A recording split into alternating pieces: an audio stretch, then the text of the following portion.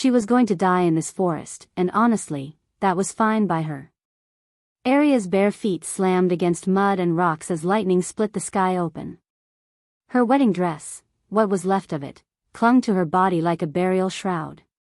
White silk, now gray with dirt and torn at the hem where she'd ripped it free from Marcus's grip. Run. Just run. Thunder drowned out her gasping breaths. She didn't know where she was going.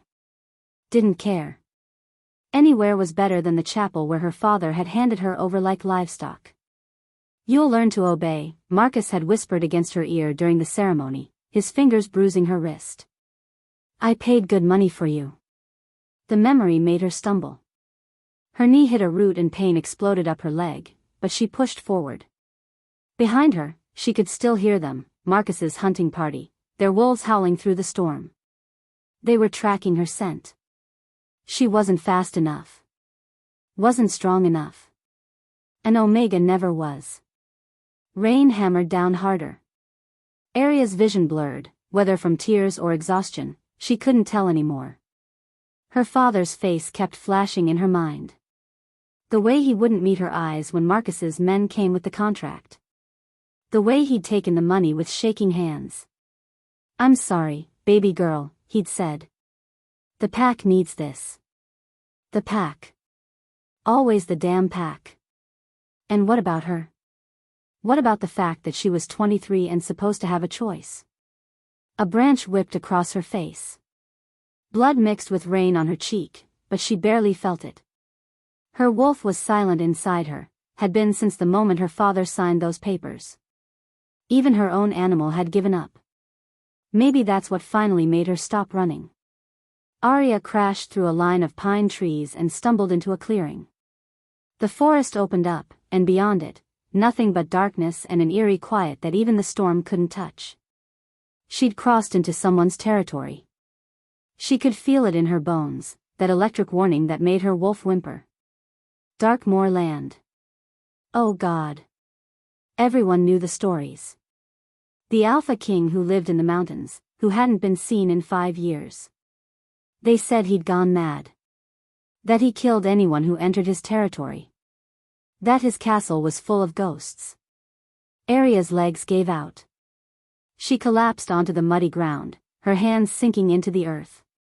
The cold didn't matter anymore. Nothing mattered. Please, she whispered to no one. To the moon goddess, maybe, though she'd stopped listening to Aria a long time ago. Please just let it end. The thunder answered. So did the howls, closer now. She closed her eyes. This was better. Better to die here than go back to Marcus. Better to be torn apart by a mad Alpha King than spend her life as a bought bride, bearing children for a man who'd paid for the privilege. The rain soaked through to her skin. Aria pressed her forehead against the ground and let herself cry, really cry, the kind of sobbing that came from somewhere deep and broken. She didn't hear the footsteps. Didn't sense him until his shadow fell over her and his scent hit her like a fist to the chest. Pine and smoke and something wild. Something that made her wolf suddenly surge to life inside her, thrashing and wanting in a way that terrified her. Mate. No. That couldn't be right. Aria lifted her head. Through the rain and her tears, she saw him. He was massive. Easily 6.5 feet of solid muscle, wearing all black like he'd stepped out of the darkness itself. His hair was dark too, nearly black, falling just past his jaw. But it was his eyes that froze her in place, pale gray, almost silver, staring down at her with an intensity that made her forget how to breathe. This was the Alpha King. Kael Darkmoor. And he was looking at her like she was the last thing he'd expected to find. What are you doing on my land? His voice was rough, deeper than thunder. Aria tried to speak. Her lips moved but nothing came out except a small, broken sound. Behind her, the howls were getting closer. Kael's eyes narrowed.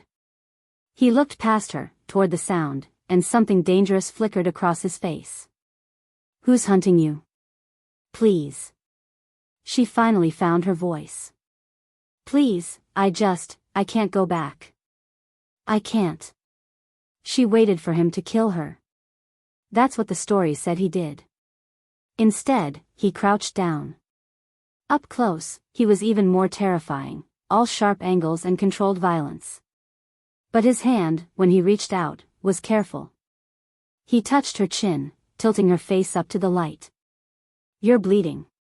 It doesn't matter. It matters. His thumb brushed across the cut on her cheek, so gentle it made her chest ache. Then his eyes locked on hers and she saw it, the recognition. The same thing her wolf was screaming. Mate. Mate. Mate. His jaw clenched. His hand dropped away like she'd burned him. No. The word came out harsh. He stood abruptly, putting distance between them. No, this isn't, you need to leave. Now. But he didn't move. Neither did she. They stood there in the rain, staring at each other while something ancient and undeniable pulled them together. The howls broke the moment.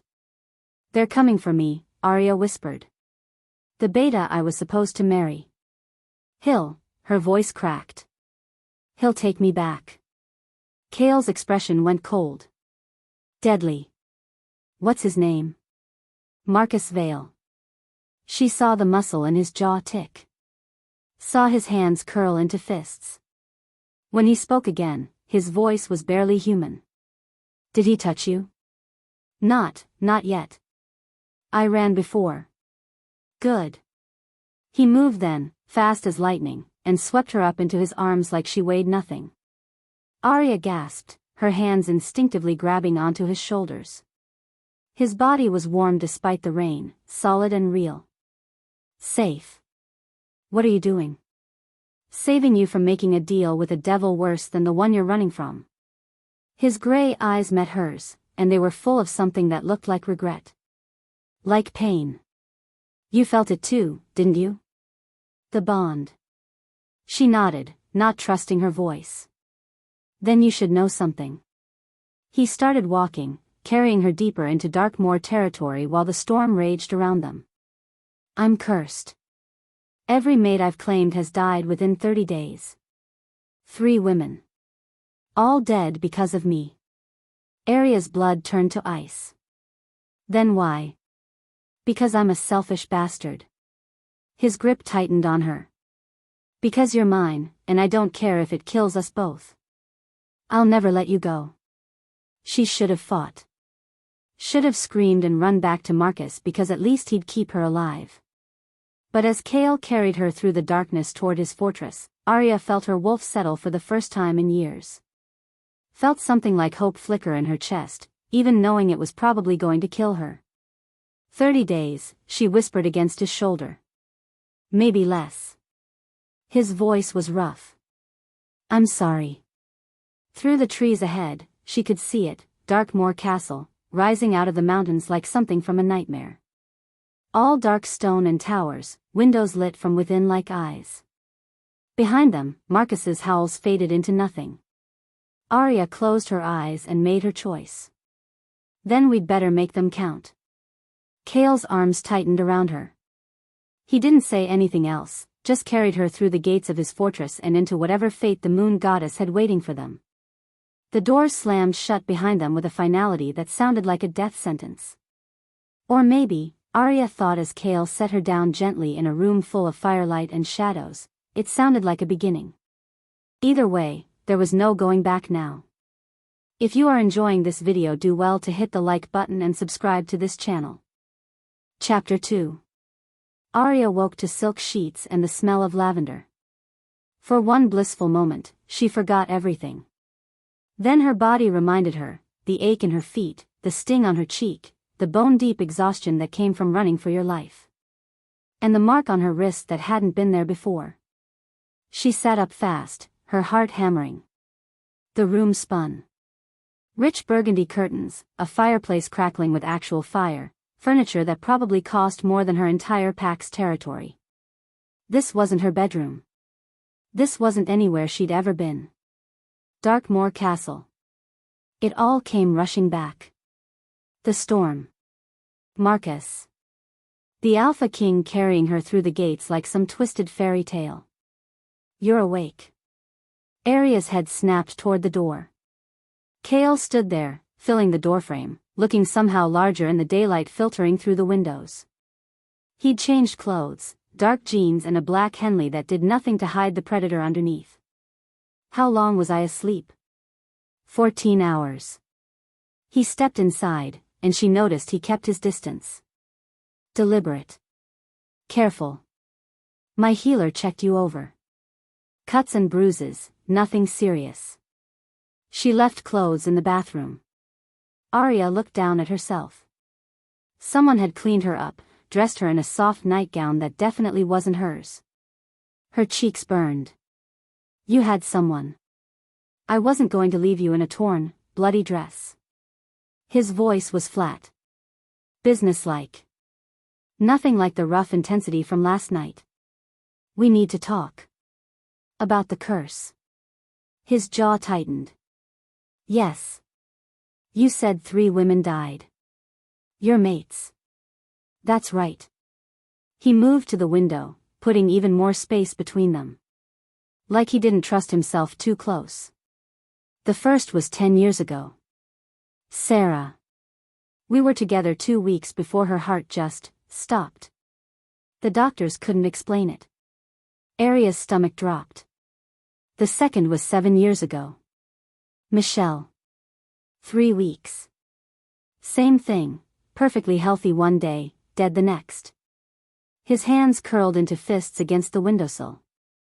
The third was Elena, 5 years ago. She lasted the longest. 28 days. But by the end, he stopped. Swallowed hard. She went mad first. Saw things that weren't there. Tried to claw her own skin off because she said the mark was burning her alive. Oh God. After Elena, I stopped. Locked myself away. Refused to claim anyone, refused to even consider taking a mate.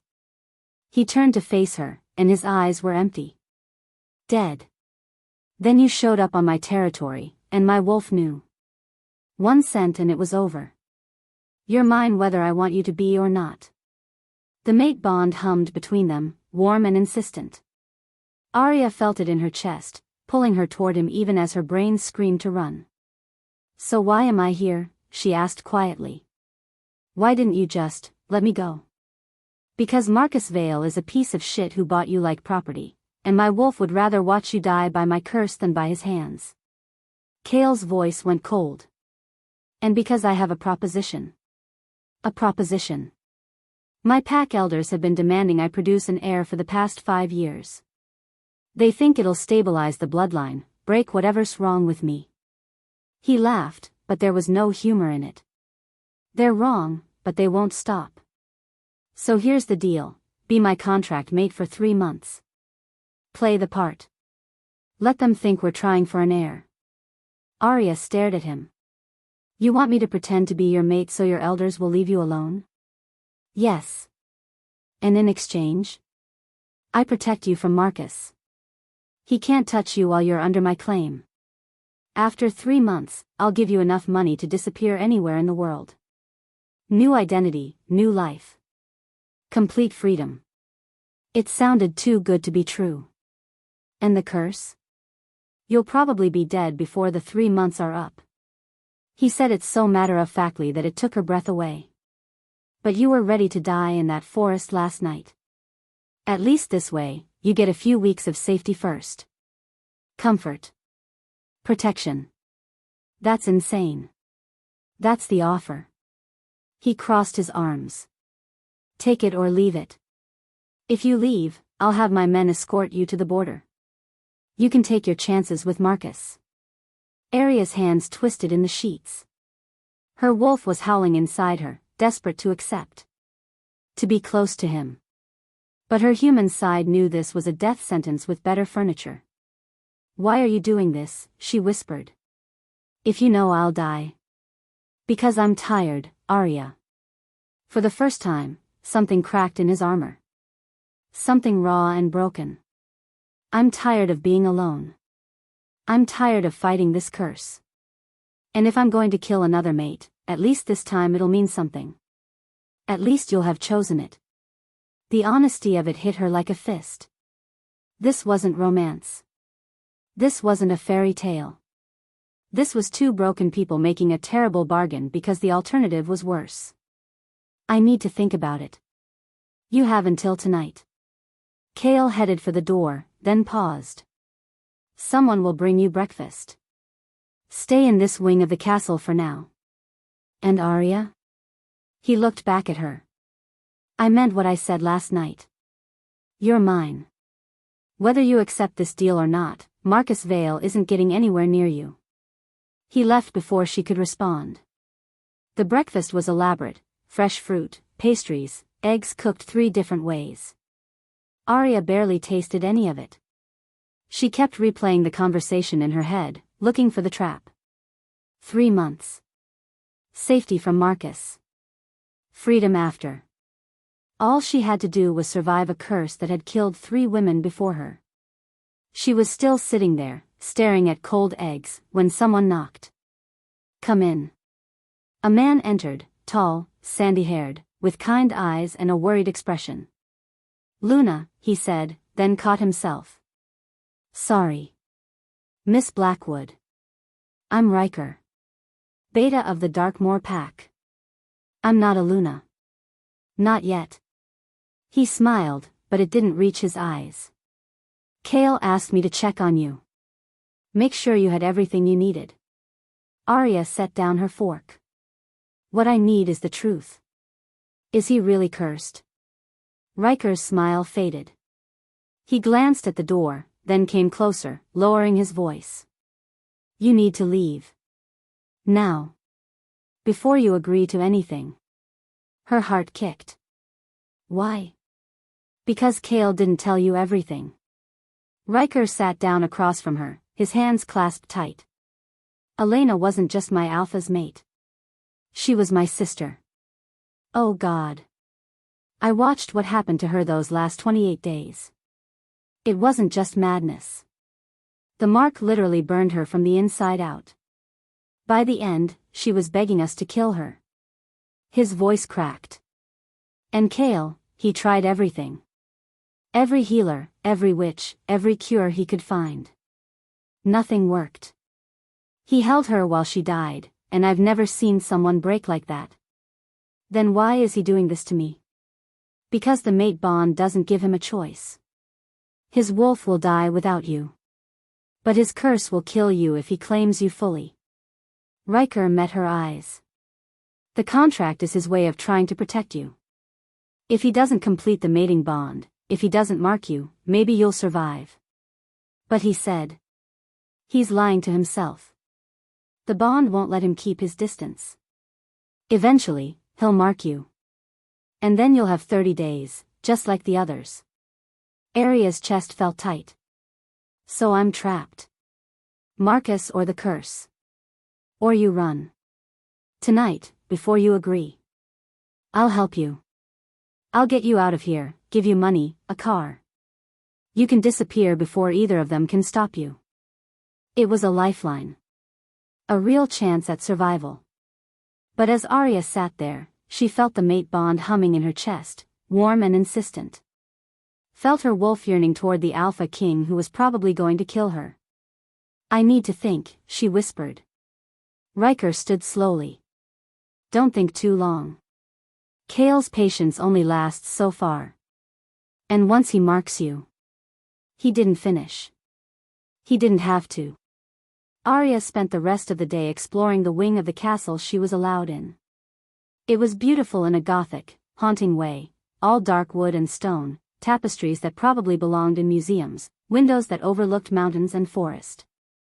It felt like a very pretty prison. She found a library and lost herself in books about pack law, trying to find any loophole that might save her. Found nothing. She found a music room with a piano that made her fingers itch to play, but she couldn't focus. By the time the sun started setting, painting the sky in shades of blood and gold, she'd made her decision. Kael found her on the balcony outside her room. Well? His voice was quiet. Careful. Aria didn't turn around. I'll do it. 3 months. But I have conditions. Name them. I want access to your library. All of it. And I want to talk to anyone who knew your previous mates. I want to understand this curse. She felt him go still behind her. Why? Because I'm not going to just sit here and wait to die. She finally turned to face him. If I'm going to be your contract mate, if I'm going to play this part, then I'm going to try to break this curse. I'm going to fight. Something flickered in his eyes. Hope, maybe. Or maybe just surprise that she wasn't giving up. Deal, he said quietly. Then we have a contract. Kael stepped closer. The mate bond pulled tight between them, and Aria's breath caught. Up close, she could see the silver flecks in his gray eyes, the way his jaw clenched like he was fighting himself. This needs to look real, he said. The elders will expect me to mark you. They'll expect evidence of the bond. You said if you mark me, I'll die. You'll die anyway. His hand came up, fingers brushing her throat so gently it made her shiver. At least this way, my pack will believe it. Marcus will know you're claimed. And maybe, he stopped. Maybe what? Maybe I'll get to pretend, just for a few weeks, that I'm not a monster. Aria should have pulled away. Should have demanded more time.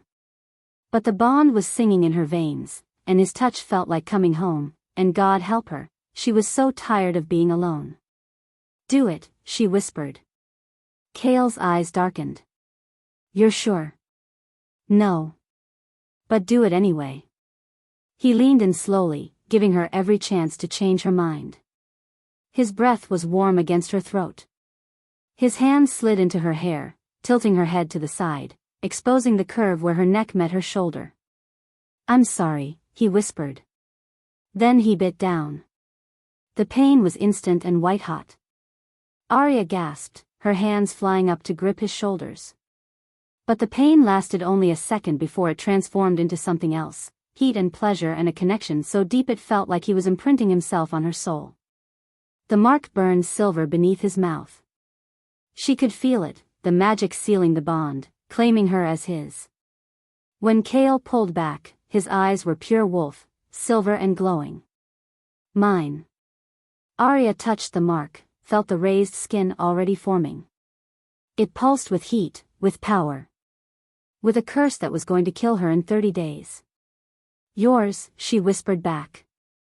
And as she said it, as the bond settled deep in her chest, she made herself a promise, she wouldn't be another dead mate. She'd find a way to break this curse. Or she'd die trying. The clock had started ticking. If you are enjoying this video, do well to hit the like button and subscribe to this channel. Chapter 3. The mark burned. 3 days after Kael claimed her, and Aria still couldn't get used to the constant heat beneath her skin. It pulsed with her heartbeat, a silver brand that glowed faintly in the dark. A reminder that she was running out of time. 27 days left. She stood in front of the bathroom mirror, studying the mark. It was beautiful in a terrible way, intricate lines that looked almost like a constellation, spreading from where Kael's teeth had broken skin.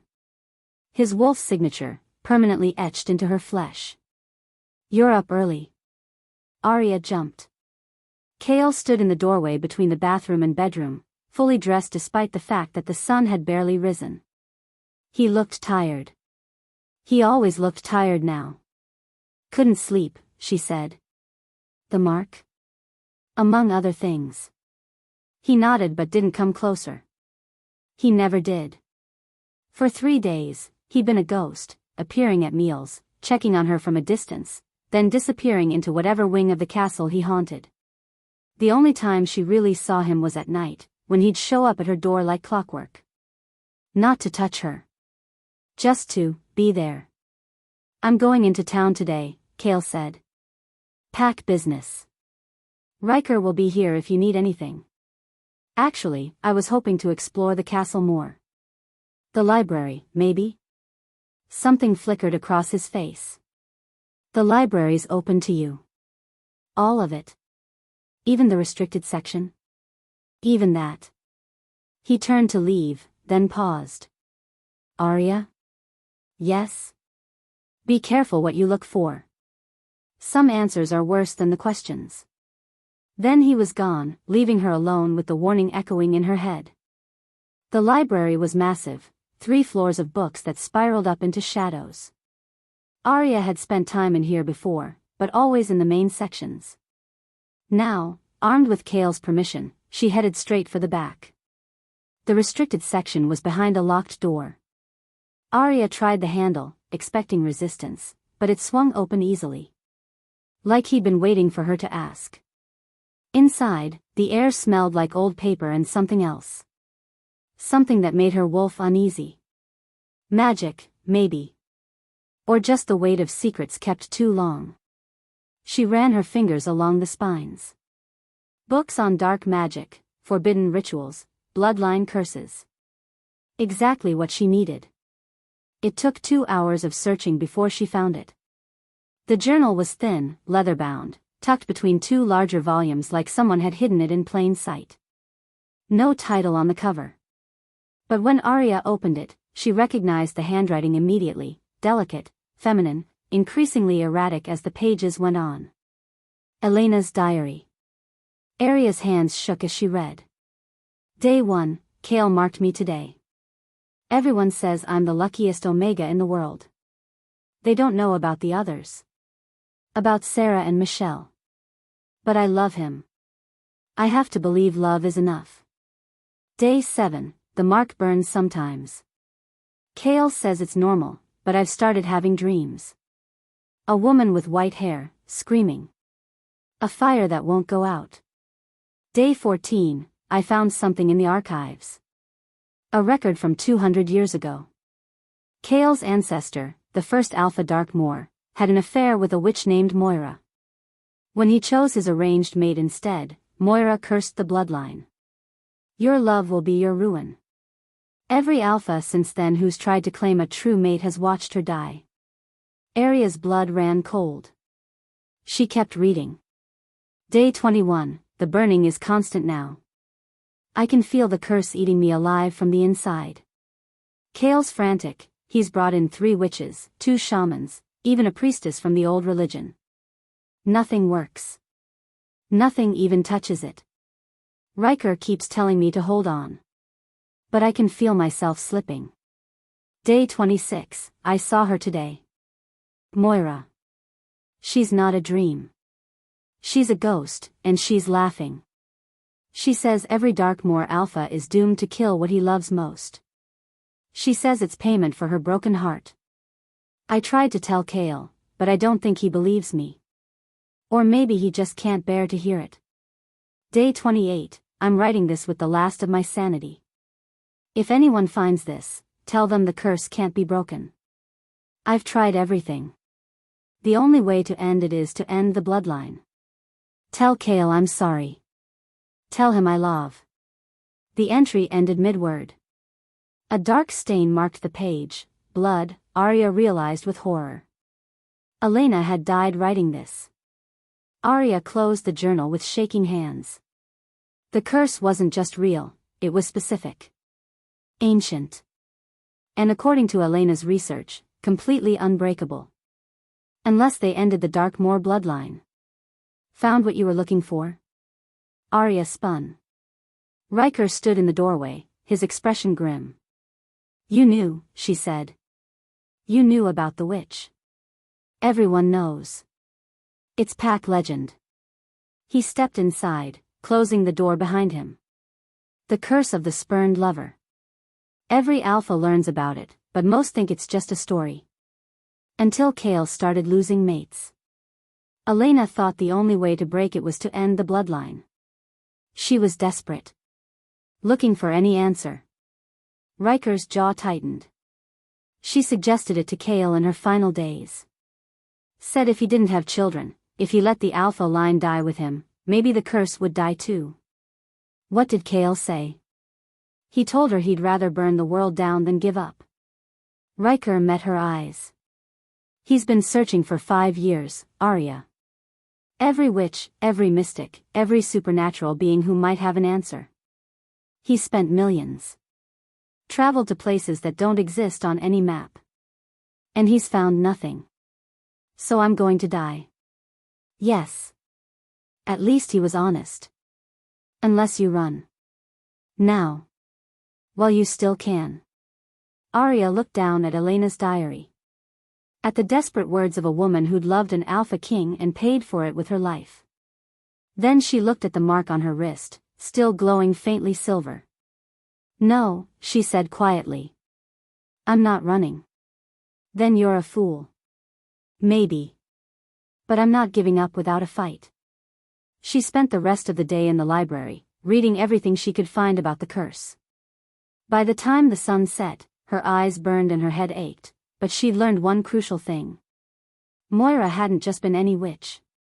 She'd been a blood witch, one of the most powerful in the region. And blood magic had rules. Conditions. Loopholes. If Aria could figure out what those were, maybe she could find a way to break this. She was so lost in thought that she didn't hear Kael enter her room that night until he spoke. You're still awake. Aria looked up from the notes she'd been making. Kael stood by the fireplace, his face half in shadow. He'd done this every night, appeared after dark, stayed for an hour or two, then disappeared before she fell asleep. Like he was drawn to her but afraid to get too close. I found Elena's diary, she said. His whole body went rigid. Where? The restricted section. She wrote about the curse. About Moira. Then you know. His voice was flat. You know it can't be broken. I know that's what everyone thinks.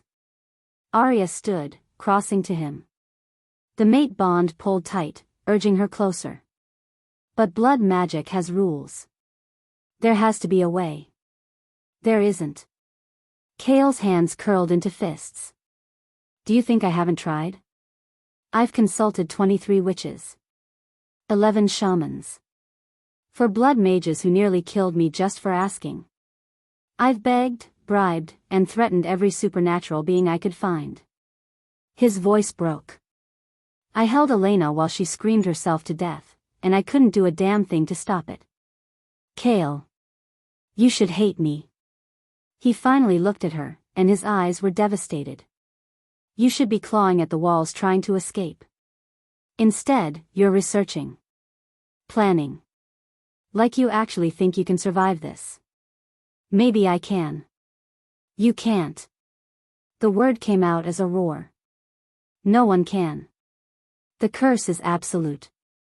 And I'm the monster who marked you anyway because I'm too selfish to let you go. The vulnerability in his voice cracked something open in Aria's chest. She closed the distance between them, reaching up to cup his face. His skin was warm beneath her palms. Then we're both selfish, she whispered. Because I said yes knowing what would happen. Why? His hands came up to cover hers. Why would you do that? Because for 3 days, I've felt more alive than I did in 23 years with my own pack. Because the mate bond doesn't care about curses. And because, she stopped, the words caught in her throat. Because what? Because I think you're worth fighting for. Kael's eyes closed. When he opened them again, they were suspiciously bright. He pulled her hands away, but gently. Always gentle with her, even when he was breaking apart. You don't know me well enough to say that. Then tell me. Tell me something real. He was quiet for a long moment. Then, I'm afraid. Every hour, every day. Afraid I'll wake up and find you dead. Afraid the curse will take you like it took the others. Afraid that everything Elena said was true, that my love really is a death sentence. Kael. A howl cut through the night. Then another. Alarm calls from the border. Kael's head snapped up, his eyes flashing silver. Stay here. What's happening? I don't know. But if it's an attack, he was already moving toward the door. I'm coming with you. Aria. I'm not helpless. And I'm not staying locked in this room while something threatens your pack. He looked like he wanted to argue.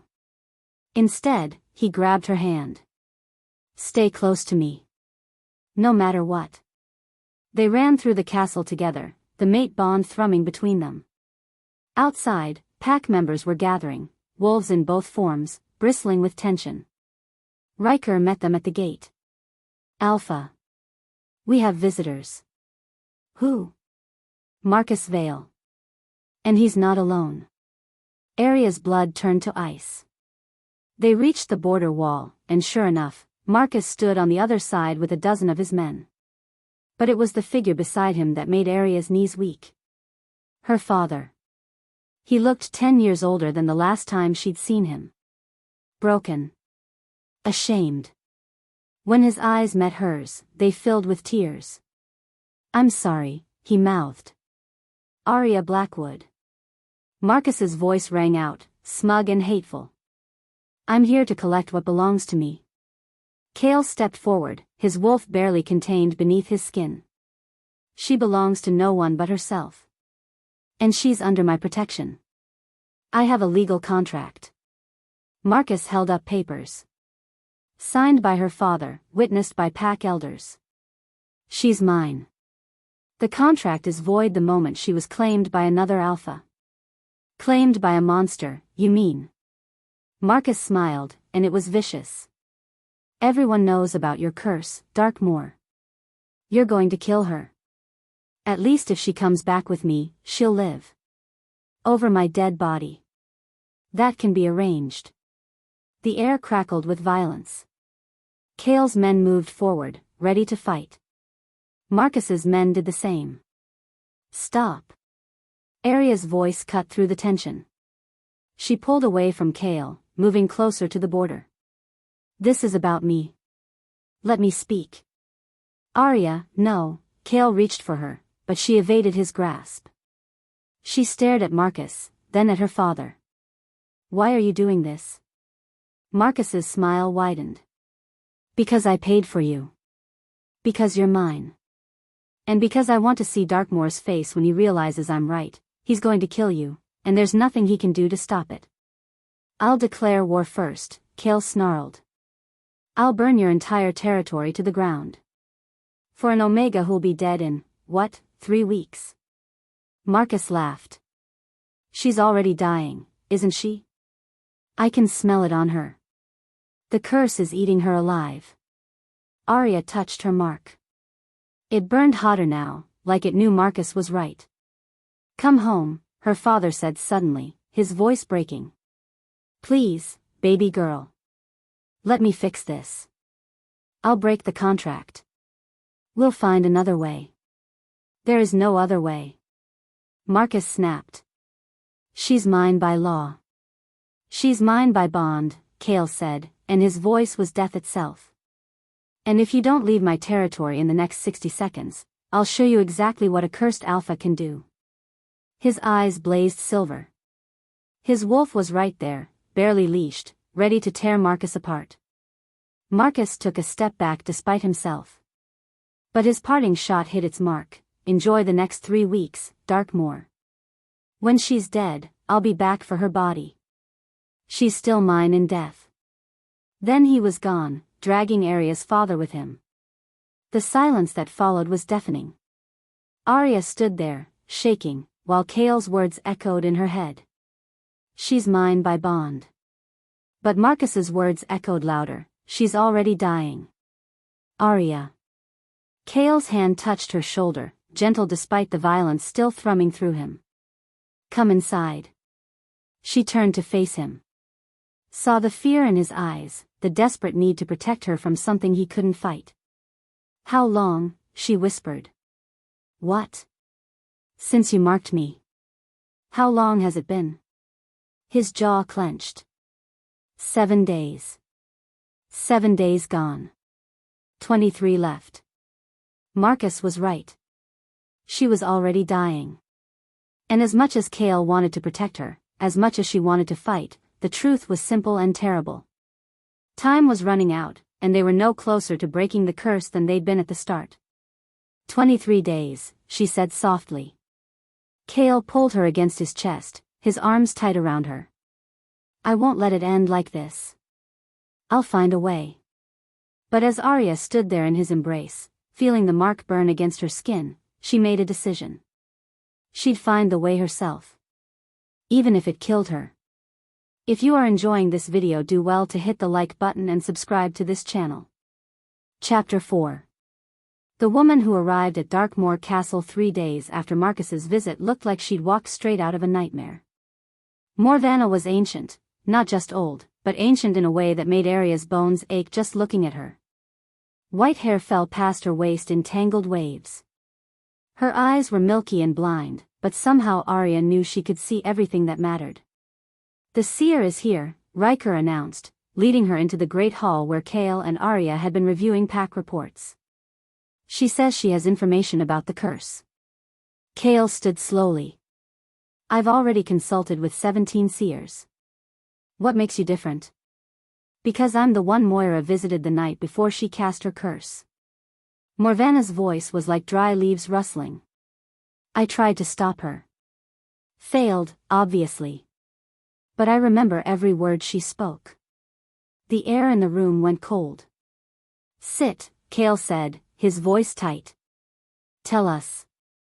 Morvanna settled into a chair like she had all the time in the world. Aria wanted to scream at her to hurry. They had 20 days left, not an eternity, but something about the old woman demanded patience. Moira was my sister, Morvanna began. Not by blood, but by craft. We studied together, practiced together. When she fell in love with your ancestor, I warned her. Don't trust an alpha's promises, I said. But she was young and stupid and believed him when he said he'd choose her over duty. He didn't, Kael said flatly. No. He married the Omega his pack selected, and Moira's heart shattered. She came to me that night, wild with grief and rage. I'd never seen her like that, not before, not since. Morvanna's blind eyes fixed on something only she could see. She wanted revenge. She wanted him to suffer the way she'd suffered. So she carved the curse into her own flesh with a silver blade and spoke the words that would doom every Darkmoor alpha who dared to love. Aria's mark burned hotter, like it knew what was coming. Your love will be your ruin, Morvanna recited. Every true mate you claim will wither and die, and you will watch helpless as the bond that should give life brings only death. This curse will last until a moon-touched Omega offers her blood willingly on the night of the full moon, breaking the chains with sacrifice. Silence fell like a stone. Moon-touched? Aria whispered. What does that mean? Morvanna turned toward her, and despite the milky eyes, Aria felt seen straight through to her soul. Come here, child. Aria glanced at Kael. He nodded, though his jaw was tight. She approached the seer slowly. Morvanna reached out, her gnarled fingers finding Aria's wrist where the mark glowed. The moment she touched it, her eyes widened. Oh. Oh, you poor thing. You have no idea what you are, do you? What am I? Rare. Precious. Moon-touched Omegas are born once every few generations, wolves blessed by the moon goddess herself. Your blood carries her light. It's why you're still alive. She traced the mark gently. The others lasted weeks. You'll last longer. Your blood fights the curse even as it consumes you. How much longer? Kael's voice was rough. A month. Maybe 2 if she's lucky. But the curse will win eventually. It always does. Morvanna released Aria's wrist. Unless she performs the ritual. What ritual? Aria asked. The one Moira embedded in the curse as a test. A loophole, if you're cruel enough to take it. The seer's expression was grim. On the night of the full moon, the moon-touched Omega must offer her blood willingly, cut her palm, let it spill onto the cursed Alpha's mark, and speak words of release. The curse will break. Hope flared in Aria's chest. Then I'll do it. Wait, Kael started. But understand the price, Morvanna continued. Moon-touched blood is your connection to the goddess. Use it to break the curse, and you sever that connection forever. You'll become human. Mortal. Your wolf will die, your healing will fade, and you'll age like any other human woman. The hope guttered out like a candle. No wolf? Aria's voice came out small. No wolf. No pack bond. No connection to the magic that makes you what you are. Morvanna stood, leaning heavily on her staff. Moira's final cruelty, the cursed alpha can only be saved by destroying what his mate is. Love for love. Loss for loss. That's not a loophole, Kael said, his voice deadly quiet. That's another curse. Perhaps. But it's the only way. The seer moved toward the door, then paused. The full moon is in 5 days. Choose wisely, children. Some prices are too high to pay. Then she was gone, leaving them alone with an impossible choice. No. Kael's voice was flat. Final. They'd been arguing for an hour in his study, the same circle over and over. It's not your decision, Aria said for the 5th time. The hell it isn't. You want to sacrifice your wolf? Your immortality? Your entire identity to save me? He slammed his hand on the desk. I won't allow it. You don't get to allow or forbid anything about my body. This isn't about control. Then what is it about? Aria stood, her hands shaking with fury. Because from where I'm standing, you'd rather let me die than let me choose to save us both. You don't understand what you'd be giving up. Your wolf is part of you. Losing it, his voice cracked. I've seen wolves forced into human form permanently. They go mad. They're hollowed out, broken. And I'll be dead if I don't do this. The words echoed in the sudden silence. Dead, Kael. Like Sarah. Like Michelle. Like Elena. Is that what you want? To hold another mate while she screams herself to death? He flinched like she'd struck him. I'm falling in love with you, Aria said, softer now. These past 10 days, I know it's fast, I know it's probably just the bond, but I don't care. I'd rather live 50 years as a human with you than 3 weeks as a wolf without you. Aria. It's my choice. Mine. And I choose this. For a moment, she thought she'd won. Thought he'd see reason. Then Kael's expression went cold. Riker. The beta appeared in the doorway like he'd been waiting. Alpha? Escort Aria to her room. Lock the door. She's not to leave until after the full moon has passed. You can't be serious. I'm deadly serious. Kael wouldn't look at her. I won't watch you destroy yourself for me. Even if it means losing you. Kael, please. Take her. Now. Riker's hand was gentle on her arm, but firm. Aria fought anyway, screaming Kael's name as she was dragged from the study. He never turned around. The door to her room slammed shut. The lock clicked. And Aria was alone. She tried everything. The windows were too high to jump from without breaking her legs. The door was solid oak, reinforced with steel. Even her wolf couldn't break through, and her wolf was getting weaker anyway, the curse eating away at their bond. 20 days left. The full moon was in 5. If she didn't do the ritual, she'd die. If she did, Kael would never forgive her. Aria pressed her forehead against the door and tried not to cry. I'm sorry. She spun. Riker stood in the doorway, a tray of food in his hands. He'd unlocked the door so quietly she hadn't heard. Let me out, Aria said immediately. Please, Riker. Help me. I can't. He set the tray down, his expression tortured. Kael's right. You don't know what you'd be giving up. Then tell me. You knew Elena. Did she regret trying to break the curse? She never got the chance. She didn't have moon-touched blood. There was no ritual for her, he stopped. Swallowed. Just pain. Aria moved closer. But if she'd had the choice, would she have taken it? Yes. The word came out broken. She'd have given up everything to save him. And it would have destroyed her slowly instead of all at once, but she'd have done it anyway because she loved him. Then you understand why I have to do this. I understand why you think you have to. Riker met her eyes. But I also understand that Kael's already lost 3 mates. Watching you lose your wolf, watching you become something different from what you are, it might break him worse than your death would. Or it might save us both. Riker was quiet for a long moment. Then he reached into his pocket and pulled out a small vial. Drink this. It'll help you sleep. I don't want to sleep. You need your strength.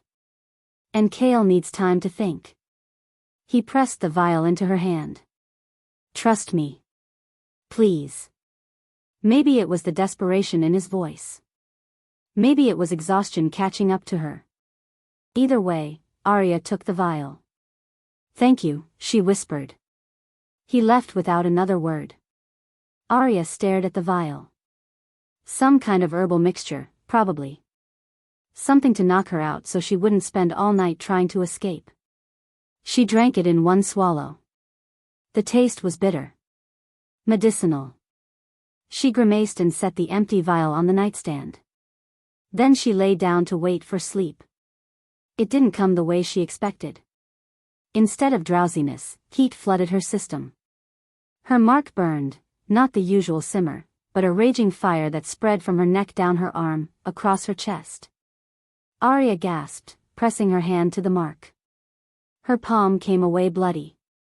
No. Not bloody. The mark was bleeding. What? Her legs gave out. She crashed to her knees, pain exploding through her body. The mark pulsed, each beat sending another wave of agony through her nervous system. The door burst open. Kael stood there, his eyes wild. Aria. Something's wrong, she couldn't breathe. Couldn't think past the pain. The mark, it's... He caught her as she collapsed, his hands shaking as he pressed them to her mark. No, no, no, this isn't the curse. This is... His head snapped up toward the doorway where Riker had appeared. What did you give her? Riker's face was ash white. Sleep tonic. Just sleep tonic, I swear. This isn't sleep. Kael roared. This is poison. You poisoned her. No, I didn't, I wouldn't. But Aria saw it then, the guilt flickering across Riker's face. The knowledge. You knew, she whispered. Riker's expression crumbled. Marcus, he paid me. Said if I slowed the curse, gave him time to build a case for getting you back, his voice broke. I didn't know it would kill you. He said it would just make you weaker, easier to take. You betrayed us for Marcus. Kael's voice was death itself. For my sister. He said he had information about who really killed Elena, said it wasn't the curse. It was. Riker was crying now. I'm sorry. God, I'm so sorry. Get out. Kael's eyes blazed silver. Get out before I tear your throat out. Riker ran. Aria's vision was going dark. She could feel her heart stuttering, fighting against whatever poison was flooding her system. The mark burned hotter, the curse and the poison feeding off each other, accelerating her death. Stay with me. Kael's hands cupped her face. Aria, stay with me. What did he give you? What was in the vial? Don't, no, each word was agony. Healer. Kael screamed. Someone get the healer. But Aria could see it in his eyes. Could see that he knew the same thing she did. She was dying. Not in 20 days. Not on the full moon. Now. Kael, she managed to grab his hand, her grip weak. The ritual. No. I'll find an antidote. I'll fix this. No time, blood trickled from her nose. She could taste it, copper and wrong. Please, let me choose. I can't lose you. His voice broke completely. I can't watch another mate die. I can't. Then save me. She pulled his hand to her chest, where her heart was racing too fast, struggling. Please. The full moon, 5 days, find the antidote, then let me choose. Her eyes rolled back. The world tilted. The last thing she heard was Kael's anguished roar, and then nothing. When the healer examined her, her prognosis was grim. Night's bane poison mixed with silver dust. Designed to attack the mate bond specifically. She looked at Kael with pity. It's accelerating the curse. At this rate, she has 48 hours. Maybe less. Antidote? Only one. Bloodroot from the abyss. But Alpha, the healer's voice was gentle. The abyss is 3 days' journey. Even if you left now. Then I leave now. Kael stood, his decision made. Keep her alive. Whatever it takes. He looked down at Aria's unconscious form, her skin too pale, her breathing too shallow. The mark on her neck pulsed weakly, fighting a losing battle against the poison. I'll bring back the cure, he whispered, brushing hair from her face. And then, if you still want to, we'll do the ritual together. He pressed a kiss to her forehead. Then he was gone, racing against time to save the mate he'd already condemned to death. 2 days to find a cure in a cursed forest. 48 hours before the poison won. 5 days until the full moon, and the only chance they had left. The clock was ticking. And this time, they might not make it. If you are enjoying this video, do well to hit the like button and subscribe to this channel. Chapter 5. The abyss wasn't on any map. It existed in the space between territories, in the dead zone where packed lands gave way to something older and darker. Kael had been here once before, 15 years ago, and had sworn he'd never return. Now he stood at the edge with Aria dying in his arms, and he had no choice. Alpha, let me come with you. One of his warriors, Devon, had followed him to the border. You can't go in there alone. Yes, I can. Kael adjusted his grip on Aria. She was so still, her breathing barely there. The mark on her neck had turned from silver to an ugly black, spreading like infection. The abyss feeds on fear. The more minds it has to work with, the stronger it gets. Then leave her here. Go in alone, get the bloodroot. I'm not leaving her. His voice left no room for argument. If she dies while I'm gone, she dies alone. I won't do that to her. Devon's expression said he thought Kael was insane. He was probably right. 40 hours, Kael said. If I'm not back by then, assume I'm dead and choose a new alpha. Kael. But he was already walking into the trees, into the darkness that swallowed light and hope and sanity. The abyss welcomed him like an old enemy. The first hour wasn't so bad. The forest was dense, the trees twisted into shapes that hurt to look at. The air tasted like rot and old magic. But Kael had been through worse. He kept moving, following the mental map he'd memorized from the ancient texts. Bloodroot grew at the heart of the abyss, near the spring where the original curse had been cast. 3 days normal travel. But Kael wasn't traveling normally, he was running, his wolf lending him speed even as it whined in fear. The abyss didn't like wolves. It broke them. Aria stirred in his arms, a soft whimper escaping her lips. Kael looked down. Her skin was gray now, her veins visible and dark beneath the surface. The poison was winning. Stay with me, he whispered. Just a little longer. She didn't respond. The second hour, the whispers started. Killer. Monster. Curse-bringer. Kael ignored them. They were just tricks, just the abyss trying to get in his head. He focused on putting one foot in front of the other, on the weight of Aria in his arms, on anything but the voices. She's going to die like the others. You know she is. Shut up. Sarah trusted you. Michelle loved you. Elena begged you to save her. And you failed them all. I said shut up. His shout echoed through the trees. Silence fell, heavy and waiting. Then the hallucinations began. Sarah appeared first. She stood in the middle of the path, young and beautiful like she'd been 10 years ago. Before the curse took her. Before Kael had watched her heart simply stop beating. You promised me forever, she said. Her voice was exactly as he remembered, soft, sweet, trusting. You said the bond would protect me. You're not real. Kael forced himself to keep walking, to walk right through her if he had to. I loved you. Sarah's image flickered. When it solidified again, she was dying, skin pale, eyes vacant. I loved you and you killed me. I didn't kill you. The curse. You are the curse. Her corpse followed him, rotting as she walked. Every alpha Darkmoor is poison. And now you're killing her too. Kael looked down at Aria.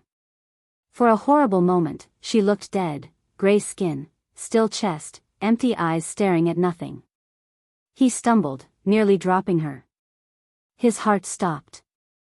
Then she gasped, a tiny breath, and the illusion shattered. She was alive. Still alive. Not real, he said through gritted teeth. None of this is real. But Michelle appeared next, and then Elena, both in various stages of death and decay. They circled him like vultures, whispering accusations he couldn't block out. Murderer. Monster. Why do you keep trying? Why don't you just die alone like you deserve? The worst part was that they were right. Kael had killed them. Maybe not with his hands, but with his blood, his curse, his selfish need to not be alone. 3 women dead because he couldn't break the cycle. And now Aria would be the 4th. I'm sorry. His voice cracked. He was talking to ghosts, to guilt, to the corpse of the man he used to be. I'm so sorry. Sorry doesn't bring us back. The path ahead split into 3 directions. Kael stopped, disoriented. This wasn't right, there shouldn't be a split here. The abyss was changing the landscape, trying to trap him. Which way? He asked no one. His father's voice answered. The same way you always choose, boy. The wrong one. Kael went rigid. He hadn't heard that voice in 20 years. Not since the day he'd buried the old alpha, the day he'd sworn he'd be different. You're dead, he said flatly. And you're dying. His father materialized in front of him, tall, broad, exactly as Kael remembered. Exactly as cold. Look at you. Carrying some weak Omega through a cursed forest because you're too pathetic to let her go. I raised you better than this. You didn't raise me at all. I raised you to be strong. To put the pack first. To understand that individual wolves don't matter, only the bloodline. His father's eyes were merciless. And you've failed.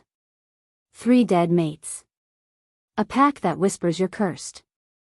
And now you're going to lose a 4th because you're too weak to make the hard choice. What hard choice? Let her die. Let the bloodline end with you. Stop this cycle before you destroy anyone else. No. Then you're a fool.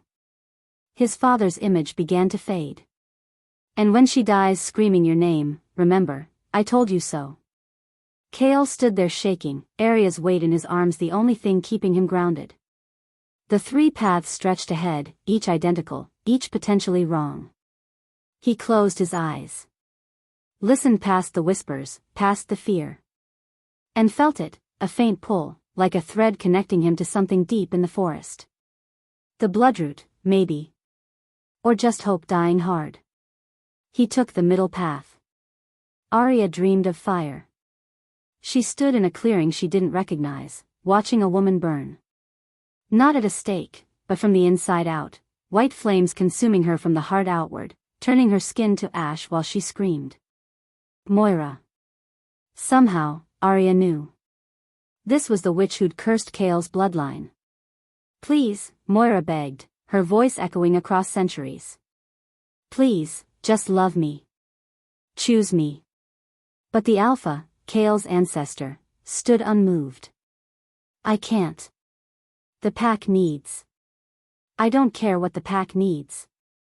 Moira's flames burned hotter. I gave you everything. My heart, my body, my power. And you throw me away for duty? Moira. No. The witch's eyes turned white, blank with rage and agony. If I burn, then so will every Alpha who comes after you. Your love will be your ruin. Your children will watch their mates die. This curse will never end until someone chooses love over duty, until someone sacrifices everything. The Alpha tried to reach for her, but it was too late. Moira exploded into light and ash and ancient magic that seeped into the earth like poison. The scene shifted. Moira stood before Aria now, whole again but translucent. A ghost or a memory or something in between. You're like me, the witch said softly. Willing to burn for love. I don't want to burn. Aria's voice came out stronger than she felt. I want to live. Then understand this, love is the curse and the cure. The Alpha was cursed because he chose duty over truth, pretended he loved his mate when his heart belonged to me.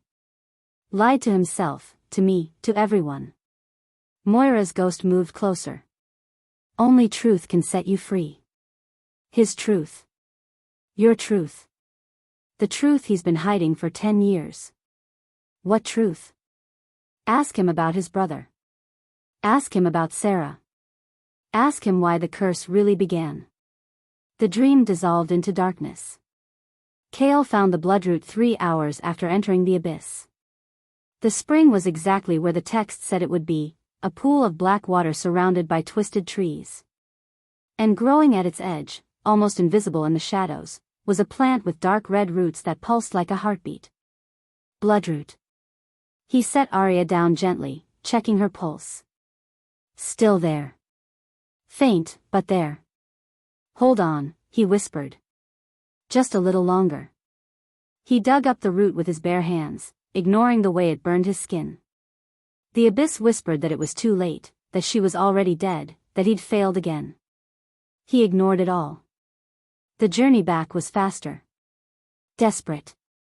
He ran until his lungs burned, until his wolf was whimpering with exhaustion. The hallucinations came and went, Sarah, Michelle, Elena, his father, all telling him he was too late. But he kept moving. When he finally burst out of the abyss 16 hours after entering, Devon was waiting with the healer. You made it. Prepare the antidote. Now. They worked in Aria's room, the healer grinding the bloodroot into a paste while Kael held Aria's unconscious form. The mark on her neck was completely black now, spreading across her shoulder, down her arm. This will hurt her, the healer warned. The antidote burns as it works. Just do it. They spread the paste over the mark.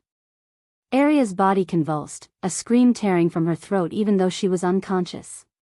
Kael held her down, his heart breaking with every sound she made. I'm sorry, he whispered against her hair. I'm sorry, I'm sorry. And then the words just came.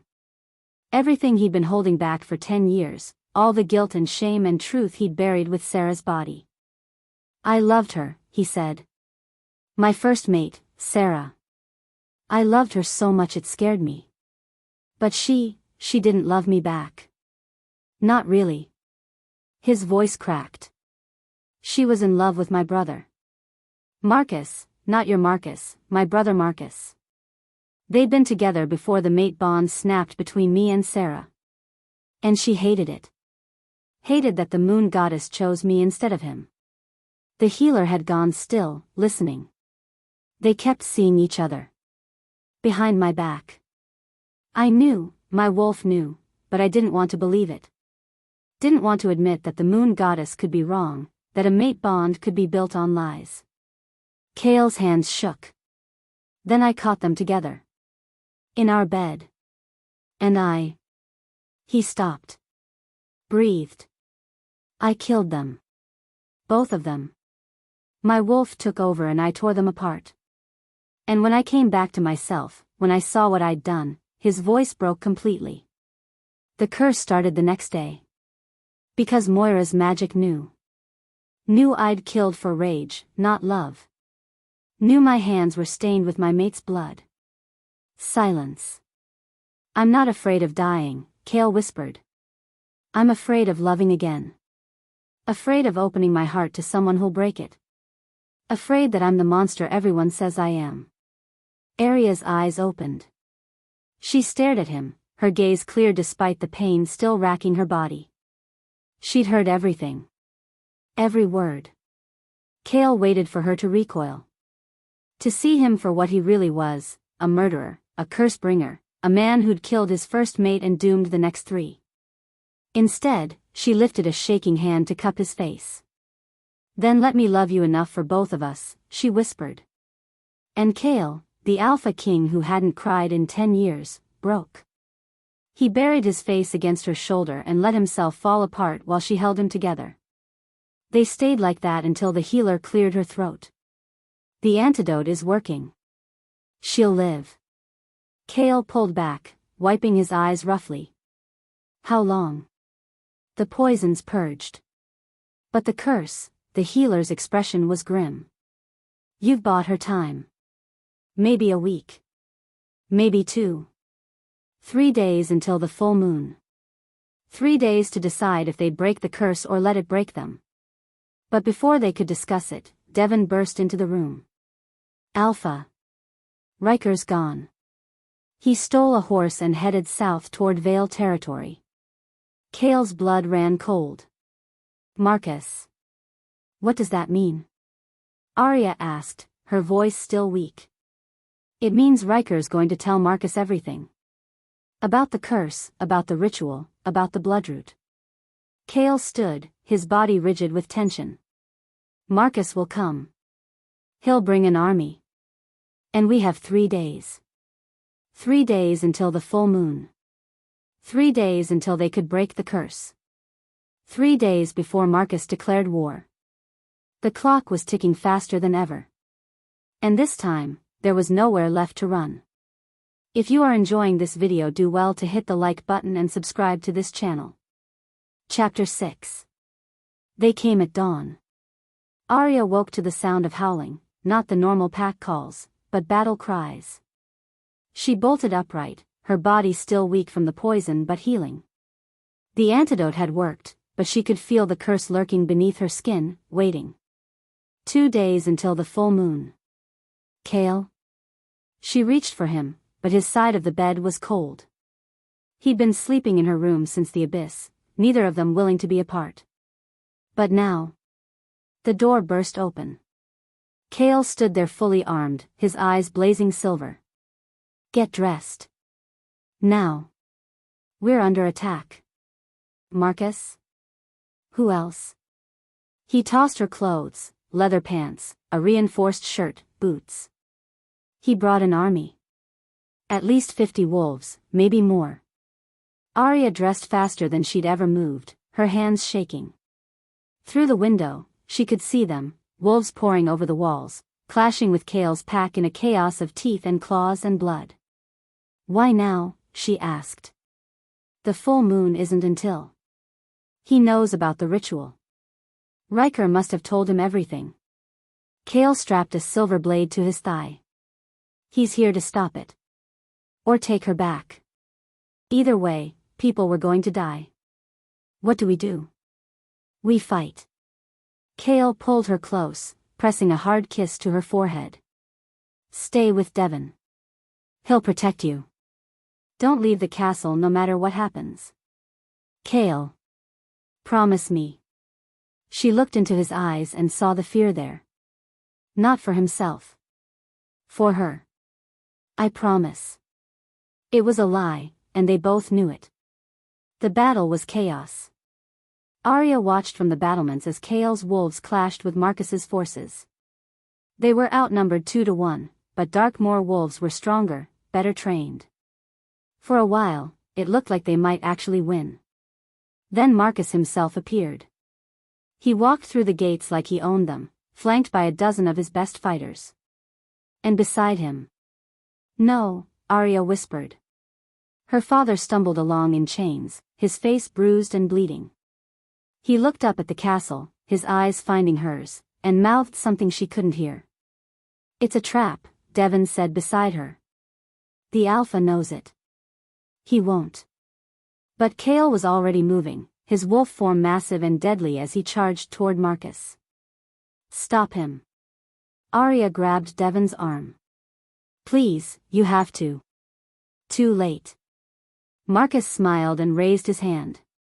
20 wolves emerged from hiding, surrounding Kael with nets made of silver. He roared, thrashing, but the silver burned wherever it touched. Within seconds, they had him pinned. "No."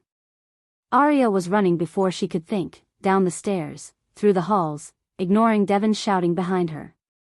She burst into the courtyard just as Marcus pressed a silver blade to Kael's throat. "There she is." Marcus's smile widened. "The little Omega who thinks she can break a centuries-old curse. Let him go." Aria's voice came out steadier than she felt. "Oh, I don't think so. You see, I've realized something interesting." Marcus dragged the blade lightly across Kael's skin, drawing blood. Kael snarled but couldn't break free. "You're not just moon-touched. You're a moon oracle." The words hung in the air like a curse of their own. "I don't know what that means." "Liar." Marcus's eyes gleamed. "You felt your power wake up during the poison, didn't you? Felt something inside you respond to the darkness, fight it off. Moon oracles are born once every century, Omega's blessed with the moon goddess's own blood. Your touch can heal. Your blood can grant immortality." Aria's mark burned. She looked down and saw it, silver light pulsing beneath her skin, spreading from the mark down her arm.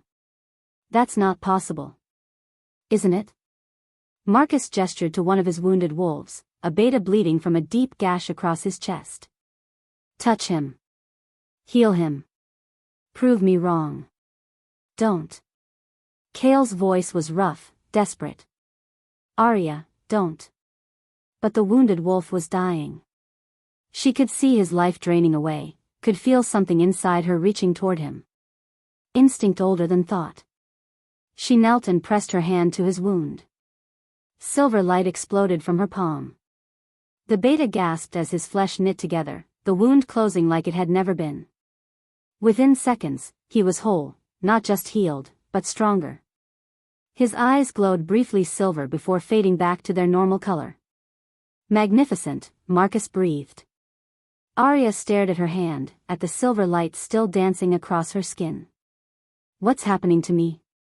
"You're becoming what you were always meant to be." Marcus grabbed her father, yanking him forward. "Now here's how this is going to work. You come with me willingly, let me have your blood, or I kill everyone you love.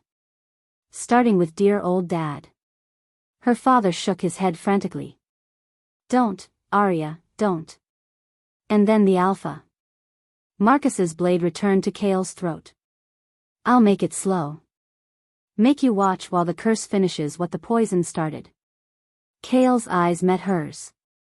Even bound and bleeding, they were fierce. "Don't do it. Let me die. Run." But Aria was already moving. "I'll go." The words tasted like ash. "Let them both go, and I'll come with you." "Aria, no." Kael thrashed harder, the silver burning his skin. "Don't you dare. Smart girl." Marcus released her father, shoving him toward her. "But I think I'll keep the Alpha anyway. Insurance." It happened so fast. Marcus's men surged forward to grab Kael.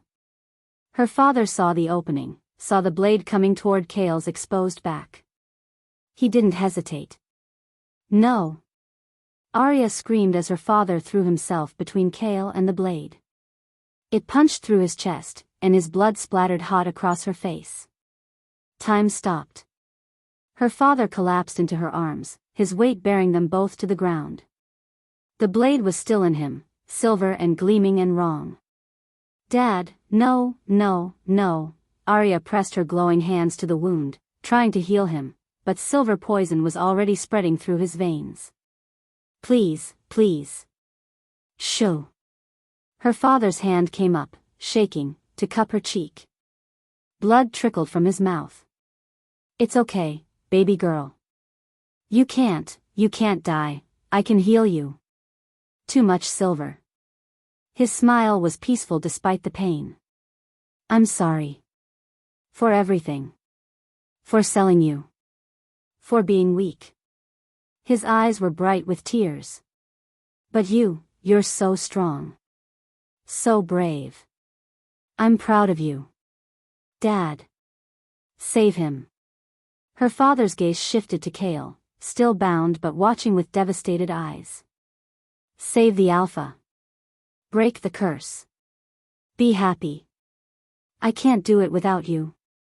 Yes, you can. His hand fell away. His eyes went distant. You always could.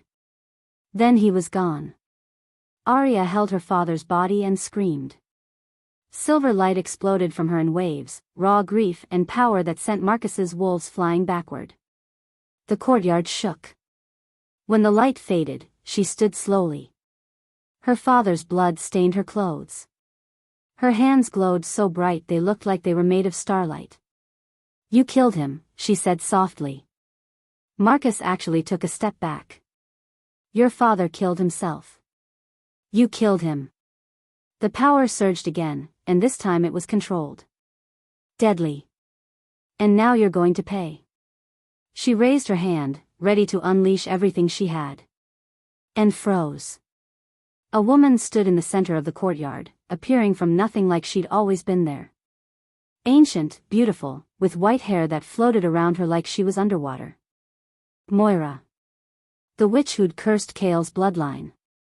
Well. Her voice echoed with centuries of malice. The Moon Oracle has finally awakened. Right on schedule. You're supposed to be dead, Kael managed, still bound. Dead? Oh, darling. Moira's laugh was like breaking glass. I've been waiting in the spaces between worlds for 200 years. Waiting for this moment. Waiting for her. She pointed at Aria. Marcus has been such a helpful pawn. Leading you here, forcing your power to wake up. All so I could have what I needed. Moira moved forward, and the air itself bent around her. Your blood, little oracle. Your moon-touched, goddess-blessed, immortal blood. With it, I can finally have a body again. Can finally live. You're insane, Aria said. I'm determined. Moira raised her hand, and chains materialized from shadow, real chains, made of dark magic that wrapped around Aria's wrists, her throat. Marcus, darling, you've done well. But I don't need you anymore. Wait, we had a deal, Marcus started. Moira flicked her wrist.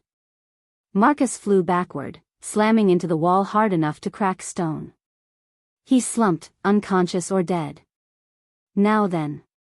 The witch dragged Aria toward the center of the courtyard where a ritual circle had appeared, glowing with sickly green light. The full moon rises in 2 hours. Perfect timing. Aria. Kael was fighting the silver nets, his skin burning and bleeding. Let her go. Oh, I don't think so. Moira chained Aria to a stone altar that definitely hadn't been there a moment ago.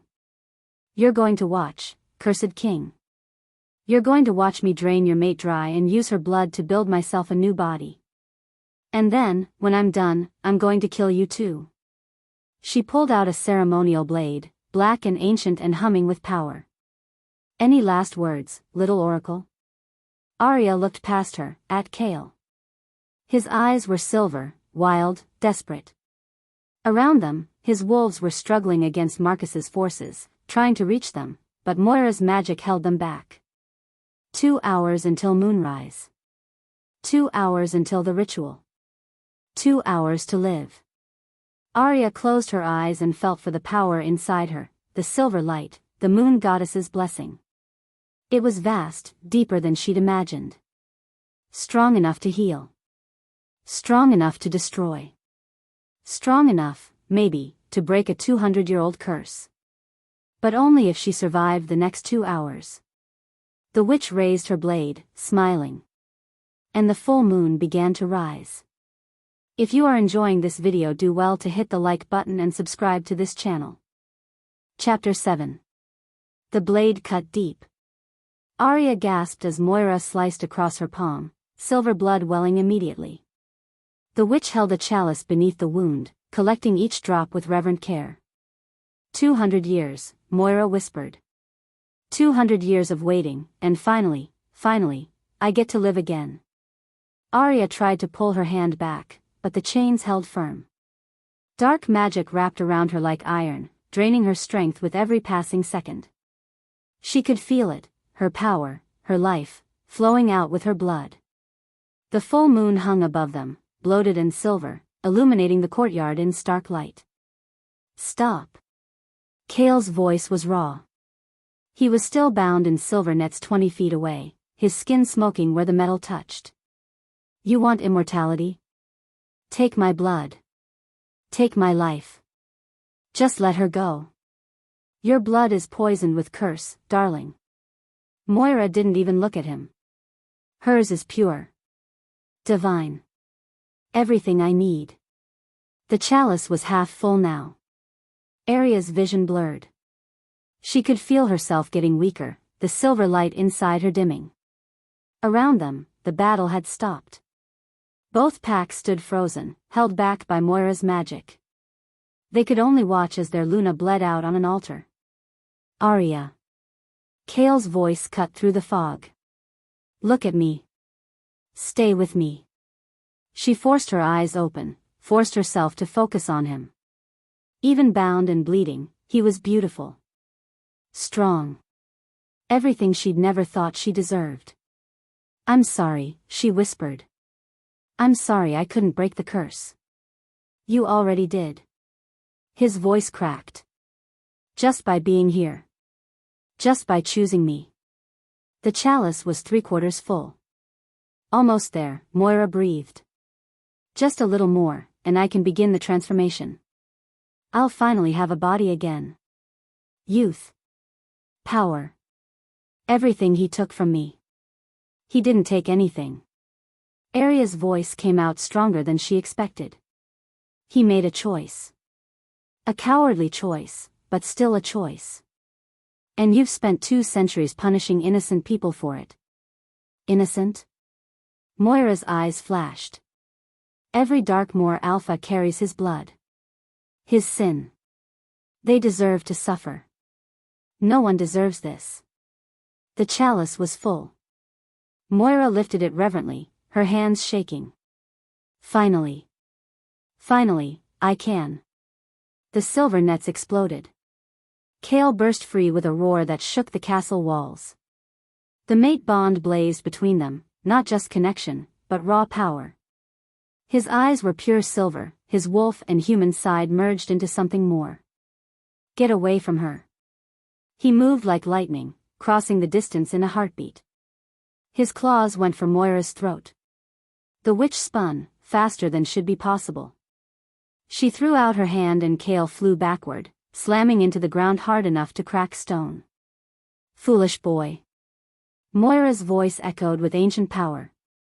I've been practicing magic since before your grandfather was born. You really think you can defeat me? Kael pushed himself up, blood streaming from his mouth. I don't have to defeat you. I just have to hold you off long enough. Long enough for what? He smiled, all teeth and violence. For her to remember who she is. Moira's expression flickered. She looked back at Aria, at the way the silver light was still pulsing weakly beneath her skin despite the blood loss. No. But Kael was already moving again. He attacked from 3 angles at once, his speed inhuman, forcing Moira to defend. She blasted him with magic, fire, ice, pure force, and he took every hit, kept coming. Buying Aria time.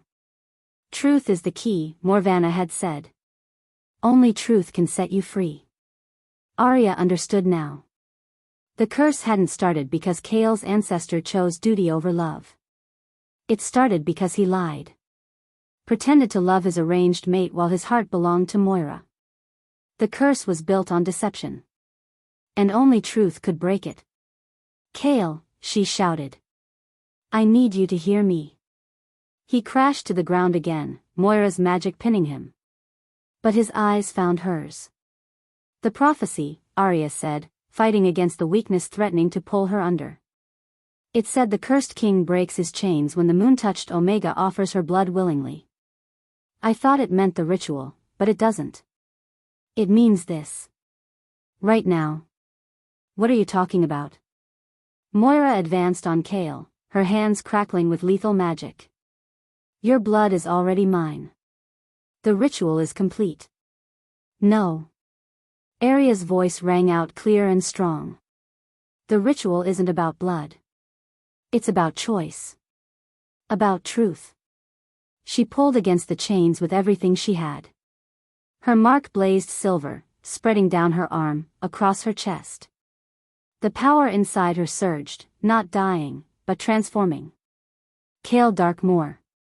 Her shout echoed across the courtyard. I love you. Don't, Moira spun toward her. Don't you dare. Not because the moon goddess chose you for me. Not because of the mate bond or destiny or fate. Aria's chains began to crack, light pouring through the fissures. I love you because you're broken and you're trying. Because you held me in the storm. Because you went into the abyss knowing you might die. Because you're not the monster everyone says you are, you're just a man who's been hurt too many times. The chains shattered. Aria stood, her whole body glowing like a star. I love you because I choose to. And I'd rather die human by your side than live forever without you. The words hung in the air for one perfect moment. Then the curse broke. Light exploded from Kael's chest, not silver like Aria's, but gold. Pure and clean and devastating. It spread outward in waves, washing over everyone in the courtyard. The mark on Aria's neck burned bright, and she felt it, the curse snapping like a broken chain, its hold on Kael's bloodline dissolving into nothing. 200 years of suffering, gone in an instant. No. Moira screamed. No, this isn't, I had the blood. I had everything I needed. But her magic was backfiring. The chalice in her hands cracked, spilling Aria's blood onto the ground. Where it touched the earth, flowers bloomed, silver and beautiful and alive. You stupid girl. Moira's form was flickering now, her ghostly body destabilizing. You've ruined everything. I saved him. Aria's voice was steady despite the exhaustion pulling at her. That's all that matters. Then you'll die with me. Moira lunged, her hands reaching for Aria's throat. But Kael was faster. He caught the witch mid-leap, his claws sinking into her spectral form. You're already dead, he growled. You have been for 200 years. It's time to let go. Never. But even as she screamed, Moira was aging. Her beautiful face withered, skin turning to parchment, then dust. I curse you. I curse all of you. The words cut off as she crumbled completely. Within seconds, nothing remained but ash on the wind. Silence fell. Then, slowly, Kael's wolves began to howl, victory cries that shook the mountains. The curse was broken. Marcus woke to find Kael standing over him. Please, he gasped, scrambling backward. Please, I was just, she made me. You sold out your alpha for your own greed. Kael's voice was emotionless. You poisoned my mate. You brought an army to my door. You helped a dead witch try to steal everything we had. I'm sorry. You're pathetic. Kael grabbed him by the throat, lifting him off the ground. Give me one reason I shouldn't tear you apart right now. Marcus choked, his feet dangling. I have information, about your brother, about Sarah. I don't care about the past anymore. Kael looked back at Aria. She was standing now, but barely. Her glow had faded, leaving her looking small and fragile. I care about the future. He dropped Marcus like garbage. Aria. Kael's voice gentled. He's yours. Your choice. Mercy or justice? She walked forward slowly, each step an effort. When she reached Marcus, she looked down at the man who'd tried to buy her, control her, kill her. You wanted me because of what I could give you, she said quietly. Power. Status. Land. You never saw me as a person. I'm sorry. You're not. You're just scared. Aria crouched down, meeting his eyes. My father died because of you. Good people died tonight because of you. The old me would want revenge. Hope flared in Marcus's face. But I'm not that person anymore. Aria stood. You're banished. From this territory, from pack lands, from anywhere wolves gather. You'll live as a rogue, no pack, no family, no home. And every day you'll remember what you lost because you were too greedy to see what really mattered. You can't. I can. And I am. She turned her back on him. Live with what you've done. Kael's wolves dragged Marcus away, his protests fading into the night. Then Aria collapsed. Kael caught her before she hit the ground, his arms wrapping around her like he could hold her together through will alone. I've got you, he whispered. I've got you. But even as he said it, he could feel the change. Her body was lighter, her heartbeat slower. The silver glow was completely gone now, leaving only human warmth behind. The ritual, she murmured against his chest. It took my wolf. What? I can feel it. She's gone. Aria's hand came up to touch her mark. It was still there, still visible, but it no longer glowed. I'm human now. Just human. Kael's chest constricted. No. No, the curse is broken, you shouldn't have to lose anything. It's okay. She smiled up at him, even as tears streaked her face. I chose this. I'd choose it again. Aria. Her eyes rolled back. Her body went limp in his arms. No. Kael shook her gently. No, wake up. Aria, wake up. But she didn't move. Her breathing was shallow, her heartbeat faint. The transformation from wolf to human was killing her. Kael looked up at the full moon, the same moon that had cursed him, that had taken 3 mates before Aria, that had stolen everything he'd ever loved. And for the first time in his life, he begged. Please. His voice broke. Please, I'll give anything. My power, my territory, my life. Just don't take her. Don't take the one person who chose me. The moon was silent. Kael held Aria's dying body and roared his grief at the sky, the sound echoing across mountains and valleys, a king's anguish laid bare for all the world to hear. Around them, his pack bowed their heads. The curse was broken. But the cost might be everything. If you are enjoying this video, do well to hit the like button and subscribe to this channel. Chapter 8.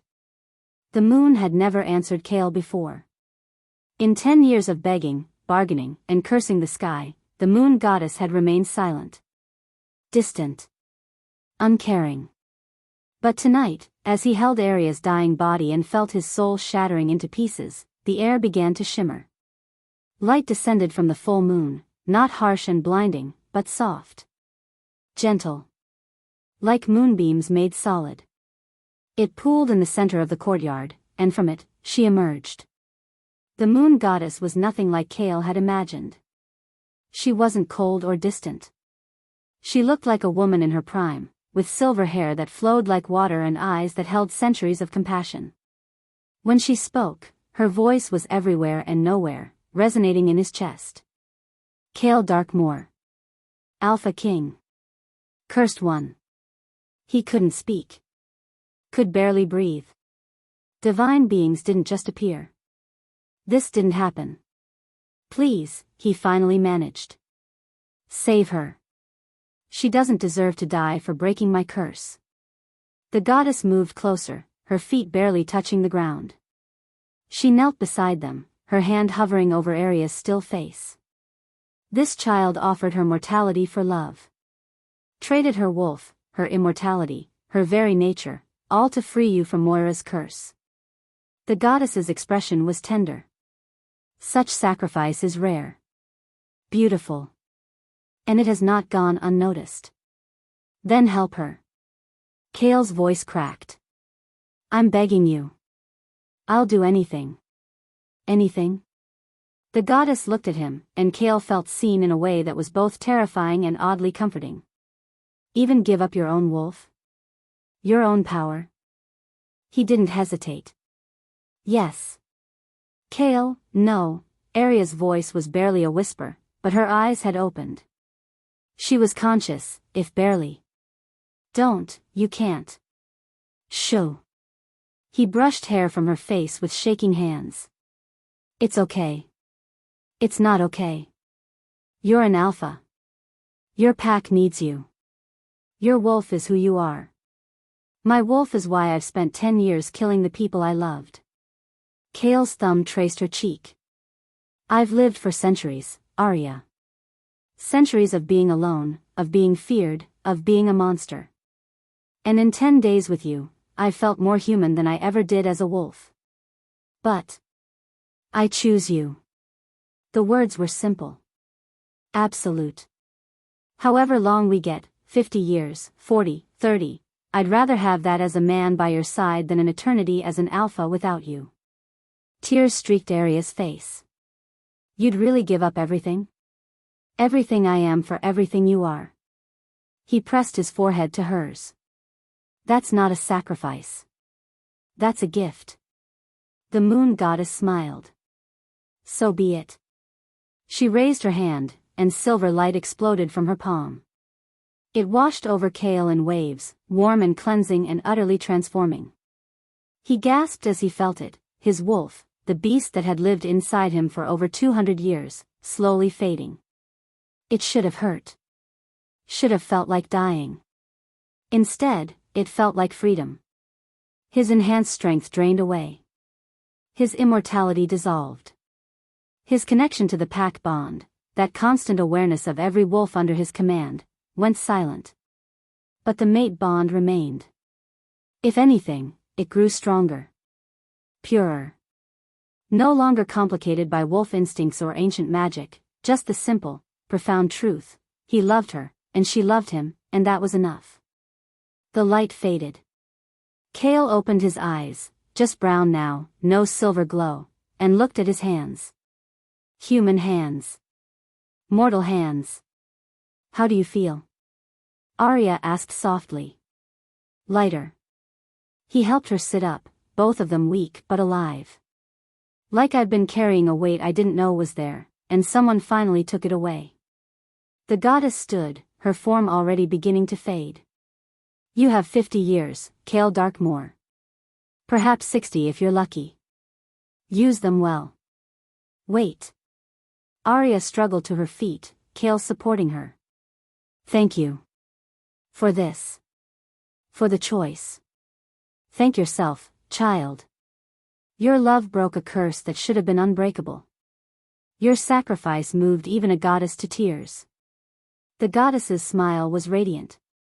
You will be a fine Luna, even without your wolf. And your children, she paused, something knowing in her expression. Well. You'll see. Then she was gone, dissolving into moonbeams that scattered across the sky. Silence fell over the courtyard. Kael looked around at his pack, his former pack, he supposed, though that would take time to process. They stared at him with a mixture of awe and uncertainty. Their alpha was human now. What did that mean? Devon stepped forward first. The big warrior knelt, his fist over his heart. You're still our alpha. Wolf or human, that doesn't change. Devon. You led us for 200 years. You saved us tonight. You broke a curse that should have destroyed us all.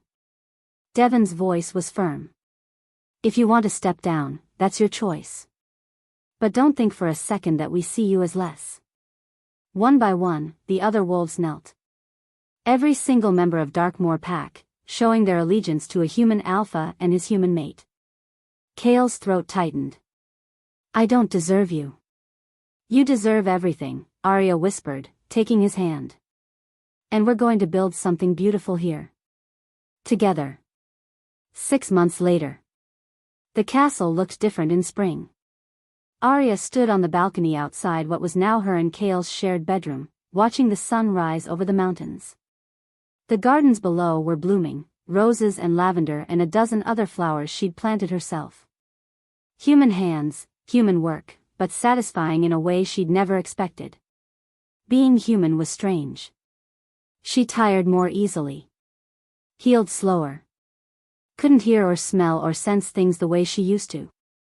But there were gifts too. She appreciated things more now, knowing her time was limited. Every sunrise felt precious. Every moment with Kael felt stolen from fate itself. You're up early. She smiled as familiar arms wrapped around her from behind. Kael's chin rested on her shoulder, his body warm against her back. Couldn't sleep, she said. Too excited. About? The healer's coming today. To confirm. She felt him go still. You think? I know. Aria turned in his arms, pressing his hand to her stomach. I can feel it. Something's different. They'd been trying for 3 months. At first, they'd assumed it was impossible.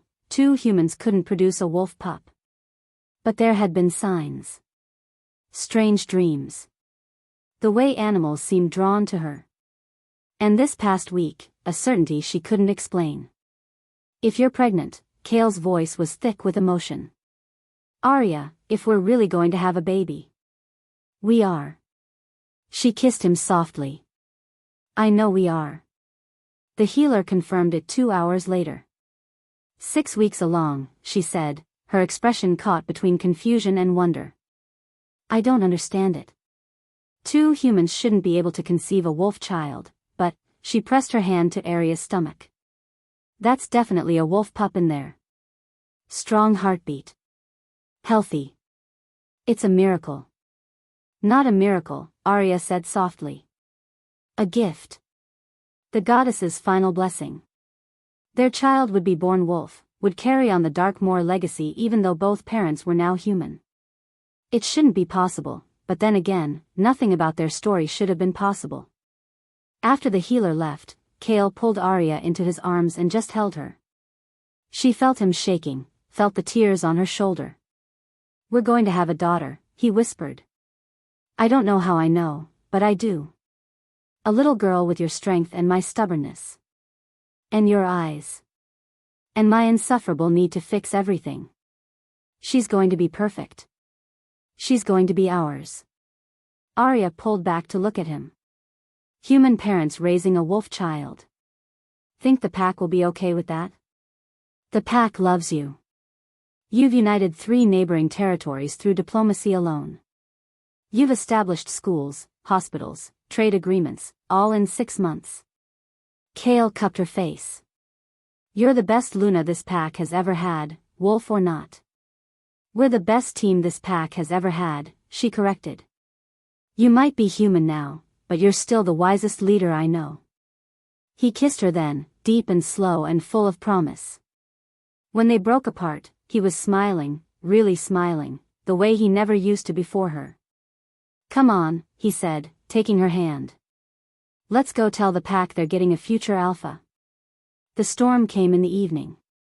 It wasn't unusual for spring, one of those sudden thunderstorms that rolled through the mountains, all fury and flash and gone within the hour. But as Aria stood on the balcony watching it approach, she couldn't help remembering another storm. Another moment when everything changed.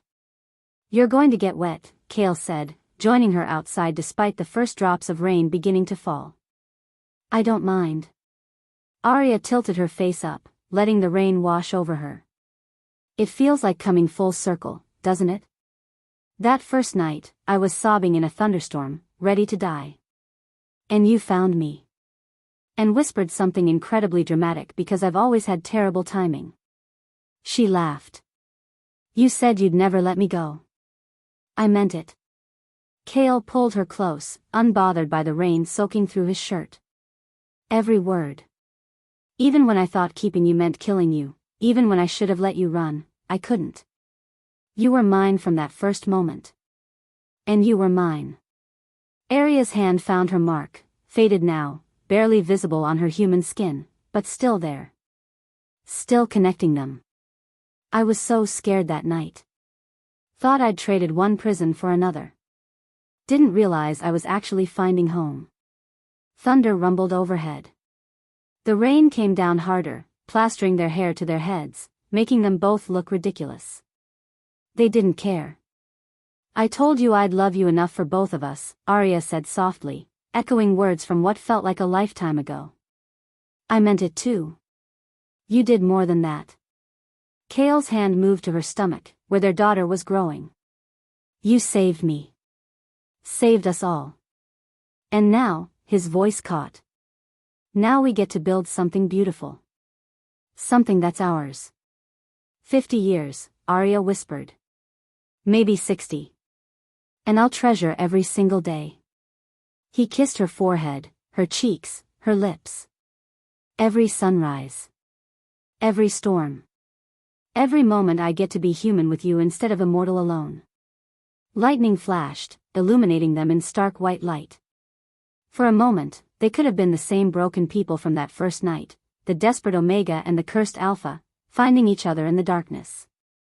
But they weren't those people anymore. They were Kael and Aria Darkmoor. Human. Mortal. Free. And they were happy. I love you, Kael said as thunder crashed around them. I love you, Aria replied. They kissed in the rain, the storm raging overhead, but this time, it wasn't a storm of sorrow or desperation or fear. It was a storm of promise. Of new beginnings. Of forever. Epilogue. 1 year later. Luna Darkmoor was born during a thunderstorm, screaming her arrival into the world with a set of lungs that proved she was definitely her father's daughter. She had Aria's dark hair and Kael's brown eyes. When she opened them for the first time, they glowed silver, just for a moment, before fading back to human. She's perfect, Aria whispered, exhausted and radiant, holding their daughter close. Kael couldn't speak. Could barely breathe. He just stared at the tiny life they'd created, at the impossible miracle wrapped in a soft blanket. She's a wolf, the healer confirmed, examining the baby gently. Full wolf, despite both parents being human. The goddess's gift is complete. Outside, the pack howled, welcoming their future alpha. Inside, Kael pressed his forehead to Aria's, their daughter between them, and felt something settle in his chest. Something he'd been searching for his entire long life. Peace. What should we name her? Aria asked. Kael looked at his daughter, at her tiny perfect face, and knew. Hope, he said softly. We'll call her Hope. Because that's what she was. What they both were. Hope that love could break curses. That truth could set you free. That sacrifice could become salvation. Hope that even in the darkest storms, you could find someone who'd whisper, I'll never let you go. And mean it. Forever. I know you enjoyed this video. Do well to hit the like button and subscribe to this channel.